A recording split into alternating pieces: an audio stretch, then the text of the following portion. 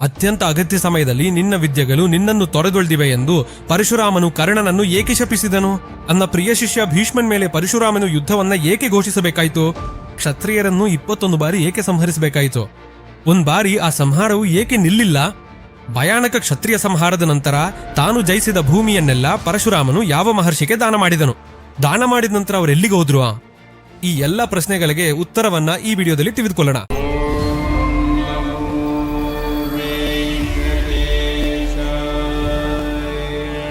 ತಂದೆಯ ಮರಣ ಮತ್ತು ತಾಯಿಯ ದುಃಖವನ್ನು ಕಂಡ ಪರಶುರಾಮನು ಆ ಕ್ಷಣದಲ್ಲಿ ಭಯಾನಕವಾದ ಪ್ರತಿಜ್ಞೆ ಮಾಡಿದ್ರು.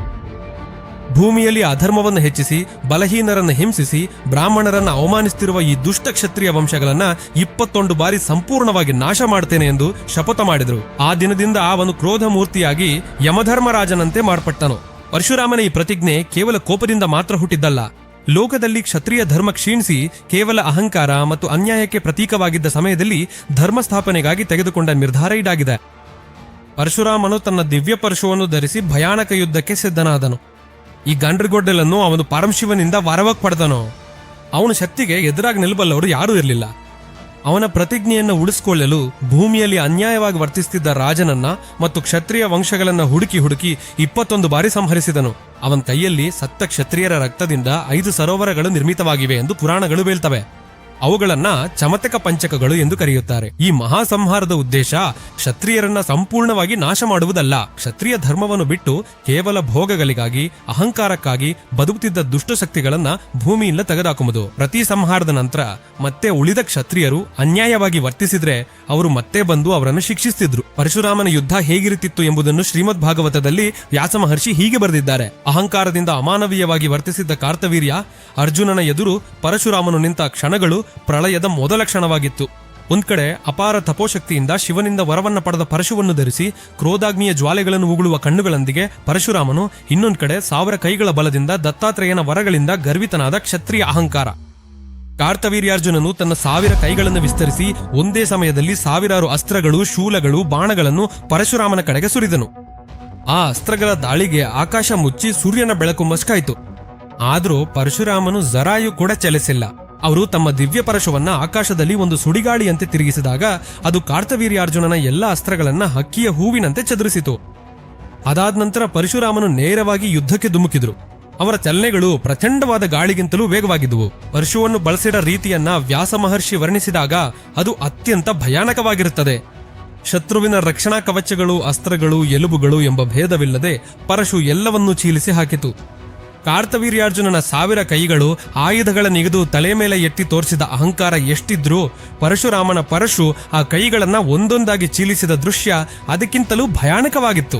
ಆ 1000 ಕೈಗಳು ಕಡಿದೋಗಿದ ನಂತರ ಶಕ್ತಿಹೀನನಾಗಿ ಉಳಿದ ಕಾರ್ತವೀರ್ಯಾರ್ಜುನನ ಮೇಲೆ ಧರ್ಮದಿಂದ ತಪ್ಪಿದ ಏಕೈಕ ರಾಜನಾಗಿ ಪರಶುರಾಮನು ತನ್ನ ಪರಶುವನ್ನ ಭಯಾನಕವಾಗಿ ಪ್ರಯೋಗಿಸಿ ಅವನ ತಲೆಯನ್ನ ದೇಹದಿಂದ ಬೇರ್ಪಡಿಸಿದನು. ಅಲ್ಲಿ ಆ ಅಗ್ನಿ ಶಾಂತ ಆಗಲಿಲ್ಲ. ನಂತರ ಜಮದಗ್ನಿ ಮಹರ್ಷಿಯನ್ನು ಅಮಾನವೀಯವಾಗಿ ಕೊಂದ ಕಾರ್ತವೀರ್ಯಾರ್ಜುನನ ಪುತ್ರರು ಪ್ರತೀಕಾರಕ್ಕಾಗಿ ಬಂದಾಗ ಪರಶುರಾಮನ ಕ್ರೋಧ ಇನ್ನಷ್ಟು ಹೆಚ್ಚಾಯಿತು. ತಂದೆಯನ್ನ ಕಳಕೊಂಡ ಆ ಉಗ್ರ ರೂಪದ ಮುಂದೆ ಆ ಪುತ್ರರು ಕೇವಲ ಬೆಳಕಿನ ಮುಂದೆ ಕರಗುವ ಹಿಮದಂತೆ ಕಾಣಿಸಿದ್ರು. ಪರಶುರಾಮನ ರಥವು ಯುದ್ಧ ಭೂಮಿಗೆ ಚಲಿಸಿದಾಗ ಭೂಮಿ ಕಂಪಿಸಿತು.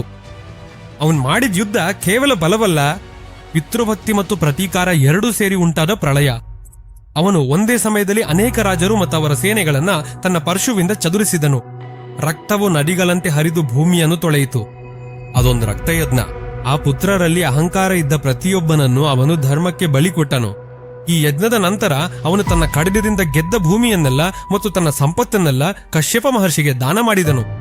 ಭೂಮಿಯಲ್ಲಿ ನನ್ನ ಹಕ್ಕು ಮುಗಿದಿದೆ ಎಂದು ಘೋಷಿಸಿ ಕಶ್ಯಪ ಮಹರ್ಷಿಯ ಆಜ್ಞೆಯಂತೆ ಅವನು ತನ್ನ ವಾಸಸ್ಥಳಕ್ಕಾಗಿ ಹೊಸ ಸ್ಥಳವನ್ನು ಸೃಷ್ಟಿಸಿದನು.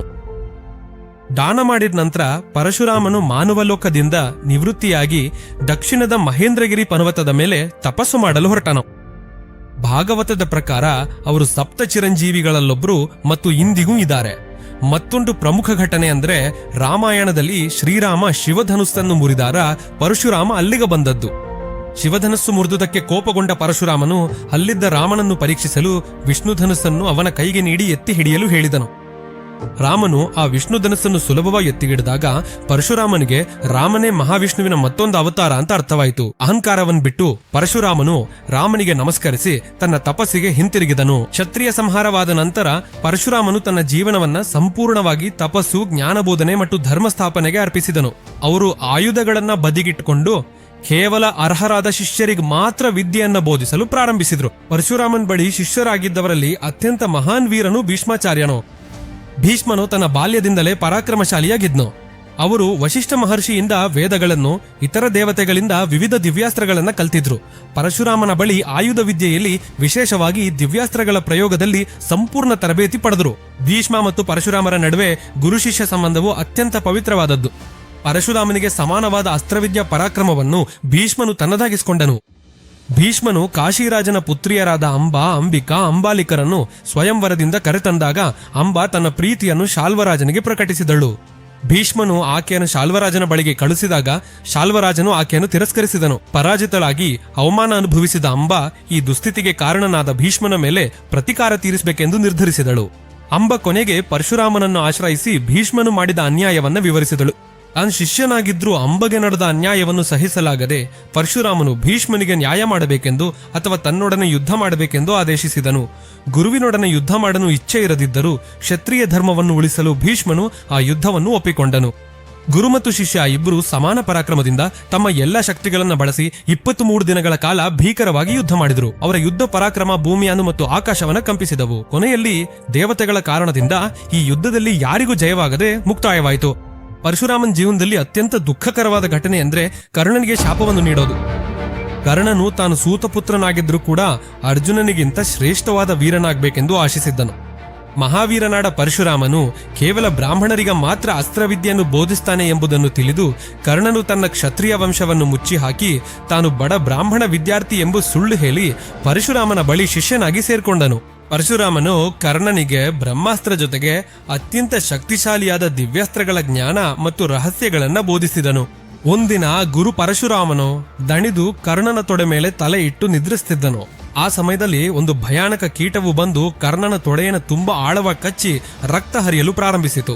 ಗುರುವಿನ ನಿದ್ರೆಗೆ ಅಡ್ಡಿಯಾಗಬಾರದೆಂದು ಕರ್ಣನು ಆ ಭಯಾನಕ ನೋವನ್ನು ಸಹ ಸಹಿಸಿಕೊಂಡನು. ತಮ್ಮ ಶಿಷ್ಯನ ಅದ್ಭುತ ಸಹನಶೀಲತೆಯನ್ನ ಕಂಡ ಪರಶುರಾಮನು ಎಚ್ಚರಗೊಂಡ ನಂತರ ಆ ರಕ್ತವನ್ನು ಮತ್ತು ಆ ನೋವನ್ನ ಗಮನಿಸಿದನು.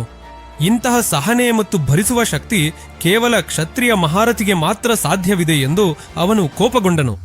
ಅವನ್ ತಕ್ಷಣವೇ, ಓಯ್, ನೀನ್ ನಿಜವನ್ನ ಹೇಳು, ನೀನ್ ಬ್ರಾಹ್ಮಣನಲ್ಲ, ನೀನು ಕ್ಷತ್ರಿಯನೋ ಅಥವಾ ಇನ್ನಾವುದೋ ವಂಶಕ್ಕೆ ಸೇರಿದವನೋ ಆಗಿರಬೇಕು. ಸುಳ್ಳು ಹೇಳಿ ನನ್ನ ಬಳಿ ವಿದ್ಯೆ ಕಲಿತೆ ಎಂದು ಕೋಪದಿಂದ ಕೇಳಿದನು. ನಿಜವನ್ ಹೇಳಿದ ಕರ್ಣನ್ ಮೇಲೆ ಪರಶುರಾಮನು ತುಂಬಾ ನಿರಾಶೆಯಿಂದ ಶಾಪ ನೀಡಿದನು. ನೀನ್ ಸುಳ್ಳಿನಿಂದ ನನ್ನಿಂದ ಯಾವ ವಿದ್ಯೆಯನ್ನು ಕಲ್ತಿಯೋ ಅದು ನಿನಗೆ ಅತ್ಯಂತ ಅಗತ್ಯವಿರುವ ಸಮಯದಲ್ಲಿ ನಿನ್ನ ಪ್ರಾಣಕ್ಕೆ ಅಪಾಯ ಬಂದಾಗ ಆ ದಿವ್ಯಾಸ್ತ್ರಗಳ ಜ್ಞಾನವೆಲ್ಲ ನಿನ್ನನ್ನು ಬಿಟ್ಟೋಗ್ತದೆ. ಆ ಬ್ರಹ್ಮಾಸ್ತ್ರವನ್ನು ಉಪಯೋಗಿಸೋದು ನಿನಗೆ ನೆನಪಿಗೆ ಬರೋದಿಲ್ಲ. ಈ ಶಾಪದ ಕಾರಣದಿಂದಲೇ ಮಹಾಭಾರತ ಯುದ್ಧದಲ್ಲಿ ಕರ್ಣನ ಮಹಾ ಅಸ್ತ್ರಗಳು, ವಿಶೇಷವಾಗಿ ಬ್ರಹ್ಮಾಸ್ತ್ರ, ಅತ್ಯವಶ್ಯಕ ಸಮಯದಲ್ಲಿ ಫಲಿಸೋದಿಲ್ಲ. ಆದರೂ ಪರಶುರಾಮನು ಕರ್ಣನ ಮೇಲೆ ದಯೆಯಿಂದ ಒಂದು ವಿಜಯ ಧನುಸ್ಸನ್ನು ಕೊಟ್ಟು ಅವನ ವೀರತ್ವ ಕಡಿಮೆ ಆಗದು ಎಂದು ವರವನ್ನು ನೀಡಿದರು. ಪರಶುರಾಮನು ಕ್ಷತ್ರಿಯ ಸಂಹಾರವನ್ನ ಪೂರ್ಣಗೊಳಿಸಿ ಭೂಮಿಯನ್ನ ದಾನ ಮಾಡಿದ ನಂತರ ತನ್ನ ಜೀವನವನ್ನ ಸ್ಥಿರವಾದ ಯೋಗ ಧ್ಯಾನ ಮತ್ತು ತಪಸ್ಸಿಗೆ ಅರ್ಪಿಸಿದ್ರು. ಪುರಾಣಗಳ ಪ್ರಕಾರ ಅವರು ಮಹೇಂದ್ರಗಿರಿ ಪರ್ವತಗಳಲ್ಲಿ ತಪಸ್ಸು ಮಾಡುತ್ತಿದ್ದರೆಂದು ಹೇಳಲಾಗ್ತದೆ. ಭೂಮಿಯನ್ನ ಕಶ್ಯಪ ಮಹರ್ಷಿಗೆ ದಾನ ಮಾಡಿದ ನಂತರ ಪರಶುರಾಮನಿಗೆ ವಾಸಕ್ಕಾಗಿ ಹೊಸ ಸ್ಥಳದ ಅವಶ್ಯಕತೆ ಉಂಟಾಯಿತು. ಆ ಸಮಯದಲ್ಲಿ ಅವರು ಪಶ್ಚಿಮ ಸಮುದ್ರದ ತೀರಕ್ಕೆ ಹೋಗಿ ತಮ್ಮ ದಿವ್ಯ ಪರಶುವನ್ನು ಎಸೆದ್ರು. ಅವರು ಪರಶು ಎಸೆದಷ್ಟು ದೂರ ಸಮುದ್ರವು ಹಿಂದೆ ಸರಿದು ಆ ಸ್ಥಳವು ಹೊಸ ಭೂಭಾಗವಾಗಿ ರೂಪುಗೊಂಡಿತು. ಈ ಹೊಸ ಭೂಭಾಗವೇ ಹಿಂದಿನ ಕೇರಳ ಮತ್ತು ಕೆಲವು ಕೊಂಕಣ ಪ್ರದೇಶವಾಗಿ ಪ್ರಸಿದ್ಧಿಯಾಗಿದೆ. ಈ ಪ್ರದೇಶವನ್ನ ಪರಶುರಾಮ ಸೃಷ್ಟಿ ಅಥವಾ ಪರಶುರಾಮ ಕ್ಷೇತ್ರ ಎಂದು ಕರೆಯುತ್ತಾರೆ. ಅವರು ಆ ಭೂಮಿಯನ್ನು ಸೃಷ್ಟಿಸಿ ಅಲ್ಲಿ 6 ಪ್ರಮುಖ ದೇವಾಲಯಗಳನ್ನು ಸ್ಥಾಪಿಸಿದ್ದಾರೆ ಎಂಬ ನಂಬಿಕೆ ಇದೆ. ಪರಶುರಾಮ ಅವತಾರವನ್ನ ಮಹಾವಿಷ್ಣುವಿನ ಉಗ್ರ ರೂಪಗಳಲ್ಲಿ ಒಂದಾಗಿ ಹೇಳಲಾಗಿದೆ. ಪುರಾಣಗಳ ಪ್ರಕಾರ ಕಲಿಯುಗದ ಕೊನೆಯಲ್ಲಿ ಮಹಾವಿಷ್ಣು ಧರಿಸುವ ಕಲ್ಕಿ ಅವತಾರಕ್ಕೆ ಪರಶುರಾಮನೇ ಗುರುವಾಗಿದ್ದು ಅವರಿಗೆ ಯುದ್ಧ ವಿದ್ಯೆಗಳಲ್ಲಿ ತರಬೇತಿ ನೀಡುತ್ತಾರೆ ಎಂದು ಹೇಳಲಾಗಿದೆ. ಇದರ ಮೂಲಕ ಪರಶುರಾಮನ ಚಿರಂಜೀವಿ ತತ್ವ ಮತ್ತು ಜ್ಞಾನ ಪರಂಪರೆ ಮುಂದುವರಿಯುತ್ತದೆ ಎಂದು ಭವಿಷ್ಯ ಪುರಾಣದಲ್ಲಿ ಹೇಳಲಾಗಿದೆ. ಇದು ಪರಶುರಾಮನ ಕಥೆಯ. ಈ ವಿಡಿಯೋ ಹೇಗಿದೆ ಎಂದು ಕಮೆಂಟ್ ಮಾಡಿ. ಹಾಗೆಯೇ ನೀವು ಯಾವ ರೀತಿಯ ವಿಡಿಯೋಗಳನ್ನು ನೋಡಲು ಇಚ್ಛಿಸ್ತೀರೋ ಅದನ್ನು ಕಮೆಂಟ್ ಮಾಡಿ.